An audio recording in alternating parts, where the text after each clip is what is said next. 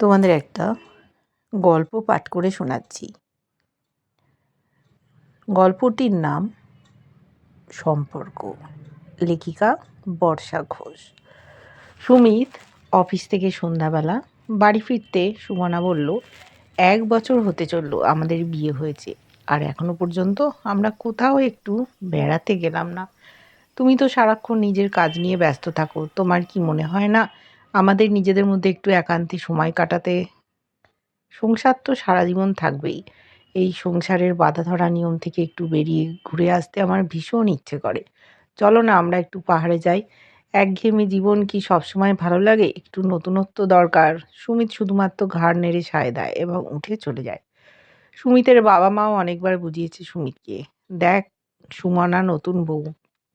মা-বাবাকে ছেড়ে আমাদের বাড়িতে এসেছে। কদিন ধরে দেখছি মেয়েটা মনমরা হয়ে থাকছে। যা না বাবা, মেয়েটাকে নিয়ে কোথাও একটু ঘুরে আয়। সব সময় কাজ কাজ করলে হবে? মাঝে মাঝে সম্পর্কে যত্নেরও প্রয়োজন হয়। সুমিত বলল, আমার অফিসে যা কাজ, প্রেশার, কি করে যাই বলো তো? দেখছি কি করা যায়। সুমিতের জীবনটা ঘড়ির কাঁটার মতোই নিয়মে বাঁধা। সকাল থেকে রাত, অফিস, ফাইল, মিটিং আর ক্লান্তি। এই ব্যস্ততার ভিড়ে সে কখন যে নিজের সংসারটাকে একটু আড়াল করে ফেলেছে তা নিজেও ঠিক বুঝতে পারেনি। তার বউ সুমনা অবশ্য বুঝেছিল খুব ভালো করেই।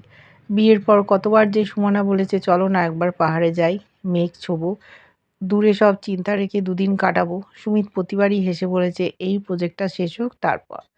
কিন্তু প্রজেক্ট শেষ হলেও নতুন কাজ এসে পড়তো, পাহাড় আর যাওয়া হতো না। ধীরে ধীরে সুমনা চুপ করে গেছে। আগের মতো আর বায়না করতো না। জানলার ধারে দাঁড়িয়ে দূরের আকাশ দেখতো, ফোনে পাহাড়ের ছবি দেখতো, কিন্তু মুখে কিছু বলতো না। সেই নীরবতাই একদিন সুমিতের চোখে পড়ে। সে বুঝতে পারে অজান্তেই সেই সুমনার মনটা ভেঙে ফেলেছে। সম্পর্কটা আস্তে আস্তে তিক্ত হতে শুরু করেছে। নিজের ভুল বুঝতে পেরে সুমিত অনুতপ্ত হলো। সুমনার জন্মদিন এগিয়ে আসছিল। হঠাৎ করেই সুমিত ঠিক করল সুমনার জন্মদিনে ওকে সারপ্রাইজ দেবে।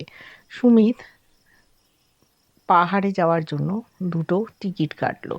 জন্মদিনের সকালে সুমনা ভেবেছিল হয়তো আরেকটা কেক, 2-একটা শুভেচ্ছা, এই পর্যন্তই। কিন্তু সুমিত তাকে বলল, তাড়াতাড়ি তৈরি হও, বাইরে যেতে হবে। কোথায়? বলবো না সারপ্রাইজ। একটা বড় ব্যাগ, ট্রেনের টিকিট আর সুমিতের রহস্যময় হাসি, সব দেখে সুমনার বুক ধুক করতে লাগলো। ট্রেনে উঠে যখন জানলা দিয়ে সবুজ পাহাড় দেখা দিল, তখন আর নিজেকে ধরে রাখতে পারলো না। এটা কি পাহাড়? সুমিত এসে বলল, হ্যাঁ তোমার পাহাড়। পাহাড়ে পৌঁছে মেঘে ঢাকা সকাল, ঠান্ডা হাওয়া আর চায়ের কাপে ধোঁয়া, সব মিলিয়ে সুমনার চোখ ভিজে উঠল। তুমি এতদিন পরেও আমার ইচ্ছেটা মনে রেখেছো? সুমিত চুপ করে তার হাতটা ধরল। কাজের চাপে অনেক কিছু ভুলে গিয়েছিলাম, কিন্তু তোমাকে না। সেই পাহাড়ে দাঁড়িয়ে সুমনা বুঝল, সব সারপ্রাইজ দামি উপহারে হয় না। সুমিতও বুঝতে পারল কখনো কখনো ভালোবাসা মানেই সময় দেওয়া আর প্রিয় মানুষের স্বপ্নকে সত্যি করে তোলা। ব্যস্তময় জীবনে আমাদের প্রত্যেকেরই উচিত নিজেদের সম্পর্কগুলোকেও সময় দেওয়া।